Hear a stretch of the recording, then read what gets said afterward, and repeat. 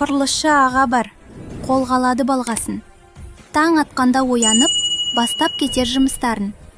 Кірпішін қойып қатарлап, өлшеп тұрар әр сызығын. Күннің ыстығы, суығы, оған мүлде бөгетсіз. Сол қасында ағамен еңбек еткен қыз да бар. Қасқа киіп, қолғаппен жұмысын ол да тындырар. Құрылысшы қыз мықтақ, төзімді де, епті де. Сызба сызар дәлдіктен үйді тұрғызар ретімен. Крандардың даусымен қала жаңарып өседі. Ерлер бірге, қыздар да барлығы елге қызмет етеді. Мектеп, балабақша, үй, саябақ пен көпірлер құрылысшы аға апайдың еңбегінен көтерілер. Бірі қабырға қалайды, бірі темірді құрайды, бірі сызбаны жасайды, бірі биікті қарайды.